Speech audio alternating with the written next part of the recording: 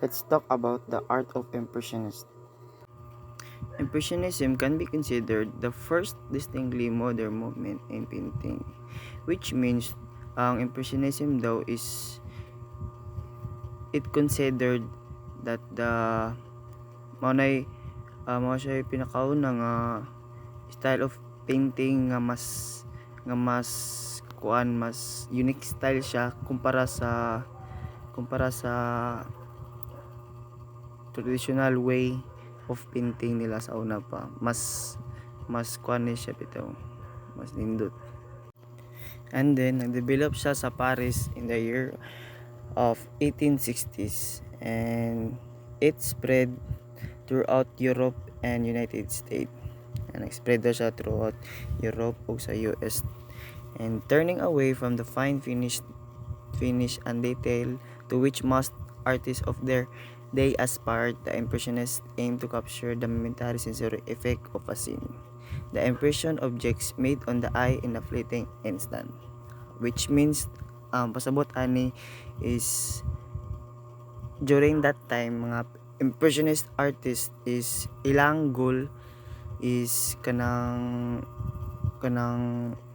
kung unsa ilang makita sa gawas na ilang nang i-paint in instant time. To achieve this effect, many impressionist artists moved from the studio to the streets and countryside, painting in plein air. During that time, mga artists mato sila gawas para mag-paint, like in the streets, in the countryside, or in effect of scene baka kung sila lang makita. Then kining in plein air, ano siya kuan in English is outside or in the open air. Like for example kanang mga outdoors paintings mo na sila kaning nasa ubos na picture mo na example niya. Okay, so let's proceed here to the key features. The Impressionists loosened their brushwork and lightened their palettes to include pure, intense colors. So, ang mga artist daw is na sila ginagamit na methods nga ilang ilus ang ilang brushwork, nalimot ko sa Bisaya na ng loosen, and then to lighten their palettes. Kaning palettes is mo ni siya nga tong wood nga adto nila ibutang ang mga colors, and then to include pure and intense colors ano na siya. And they abandoned traditional linear perspective and avoided the clarity of form that had previously served to distinguish the more important elements of a picture from the lesser ones. And then gina-abandon nila ang paggamit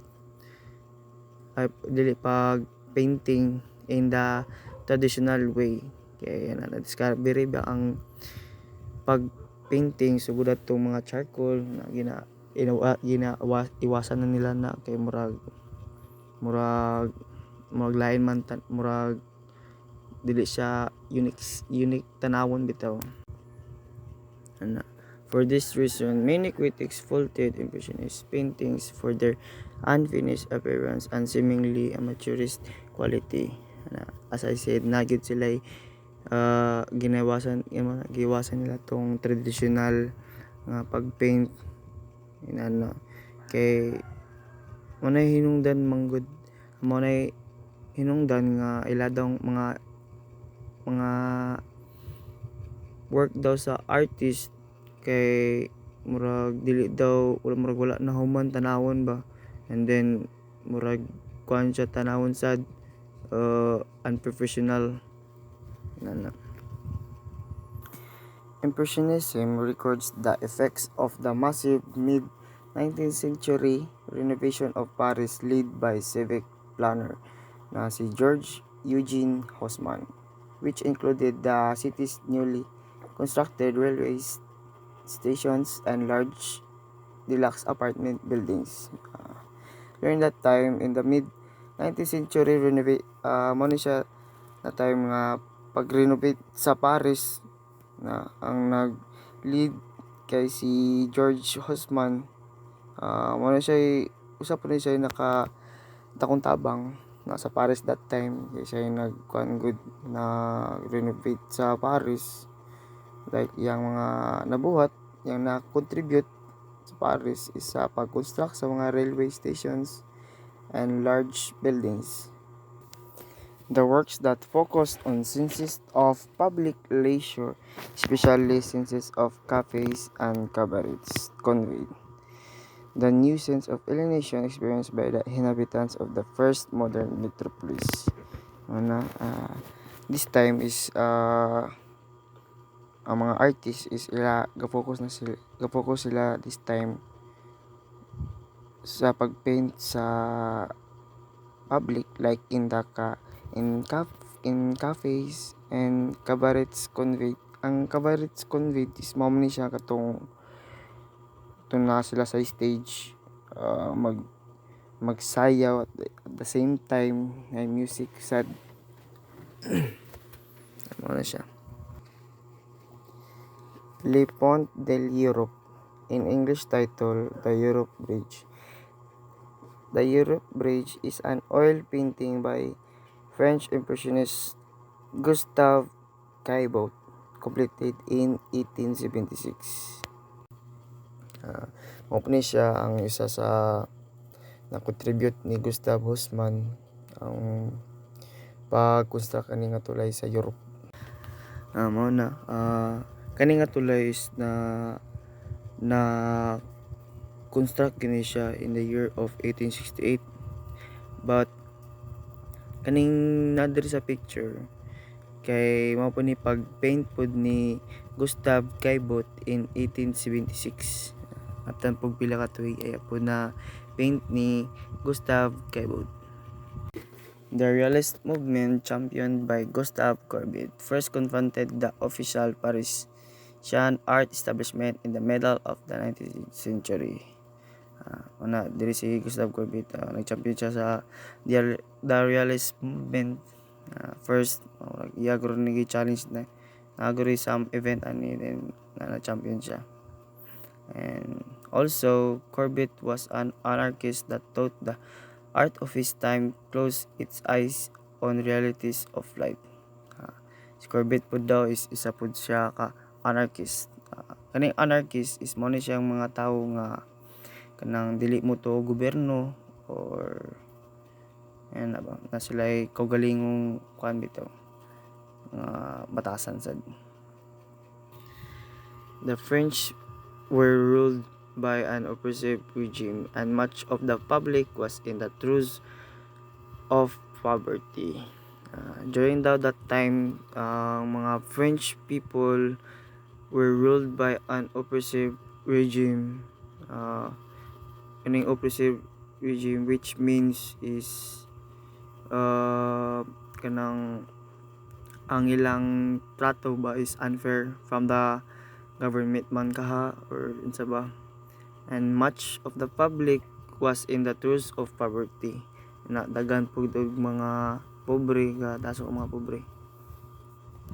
In his protest, Courbet financed an exhibition of his work right opposite the Universal Exposition in Paris of 1855, a bold act that led to the emergence of future artists that would challenge the status quo. During that time, in Universal Exposition in Paris of 1855, si Courbet daw is siya nag-handle siya mga work of arts, manigitawag og exhibition. Siya nag-handle siyang work of arts. So let's proceed here. Two exhibitions in Paris and the Salon des Refuses. In 1863, at the official yearly art salon, the all-important event of the French art world, a large number of artists were not allowed to participate, leading the public outcry. The same year, the Salon des Refuses salon was formed in response to allow the exhibition of works by artists who had previously been refused entrance to the official salon. At this time, kaning nani siya event na gitawag na to yearly art salon. That time is ang mga artist is kanang ginabawal sila na mag-participate because of some reason.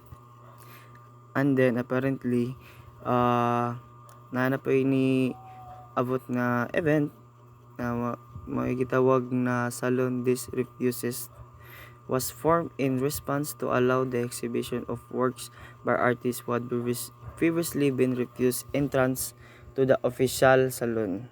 Muna siya nga time nga gi-allow na ang mga artist nga ipa-display ilang mga work of arts or exhibitions para makita pud sa mga tao ban, and then the organizer. And then some of the exhibitors were Paul Cézanne, Camille Pissarro, James Whistler, and the early iconoclast Edward Manet.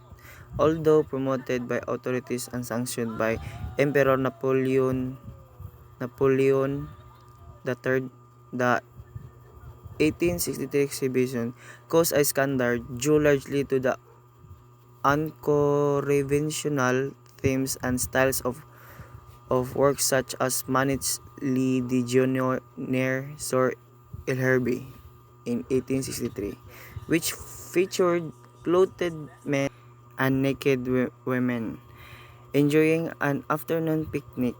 The women were not classical depictions of a nude, but rather women that took off their clothes. And then mao ni sila ang mga na features nga exhibitors or na-authorize nga si Paul Cézanne, Camille Pissarro, James Whistler, and lastly si Edward Manet. Mao ni siya ang kwanjud ang gi-isyuhan nga works diri kay si Edward Manet. Ang iyang works nga panganlan og Manet's Le Déjeuner sur le Herbe nga ang naka-featured sa painting kay mao na katong babae nga gahubo nga naiuban lalaki nga picnic. Mao ni sila nagka-cause og kanang troubles. Dagan na nga suko kay anong inyana nga naka naked nga babae then napagay uban lalaki katapad mana. Then mao ni siya ang picture or ang exhibition ni Manet nga na babae nga gahubo then duha ka lalaki nga tapad nga ga-picnic. So let's proceed here to Post-Impressionism. Post-Impressionism is a term used to describe the reaction in the 1880s against Impressionism. It was led by Paul Cézanne, Paul Gauguin, Vincent van Gogh, and Georges Seurat. The Post-Impressionists rejected Impressionism's concern with the spontaneous and naturalistic rendering of light and color.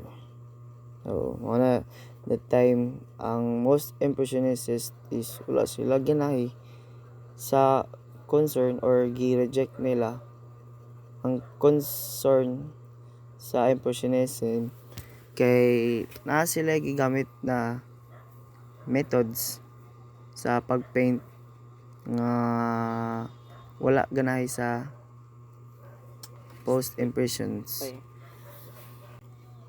And this time mo na ang mga work of arts nga during in post impressions. Ano siya nga work of arts kang Paul Cézanne, table, napkin, and fruit. So let's talk about characteristics of post impressionism. Number 1, emotional symbolism. As Fry explained, post impressionists believe that a work of art should not revolve around style, process, or aesthetic approach. Instead, it should place emphasis on symbolisms communicating messages from the artist's own subconscious rather than employ subject matter as a visual tool or means to an end. Post-Impressionists perceived it as a way to convey feelings. According to Paul Cézanne, a work of art which did not begin in emotion is not a work of art.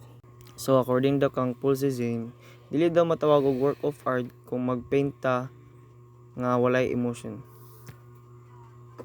Number 2, evocative color.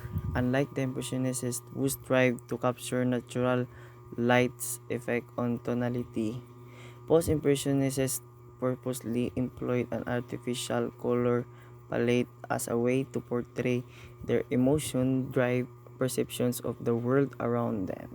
So, dili daw Impressionist o Post-Impressionist daw is dili gid siya magkapareha. O, ang giingon diri, ang Impressionist daw kay nag focus lang sila to capture natural lights effect on tonality. Nya ang Post-Impressionist daw, ang ilang focus or purpose nila is nagamit sila artificial color palette as a way to portray their emotion. But pasabot nga kung unsay ma-express sa ilang feelings sa makita nila sa ilang pananaw or sa kalibutan is diyan nila i-portray or diyan nila i-paint ang ilang nakita or feelings. So lastly, the number 3, distinctive brush stroke. Like works completed in the Impressionist style, most post-Impressionist pieces feature discernible broad brushstrokes in addition to adding texture and a sense of depth to work of art. These marks also point to the painterly qualities of the piece, making it clear that it's not intended to be a realistic representation of its subject. So, ang brushstroke daw is, it says nga they added some texture or they make mas ilang ipa clear ang paintings, and tapos lastly kay dili siya basta-basta pud nga maawat. And then lastly, mao ni ang brushstroke nga paintings nga naka-featured kang Vincent van Gogh nga The Large Plane Tree, o ang isa is At the Moulin Rouge by Henry de Lautres. And then thank you. Pasar na ko ni ma'am.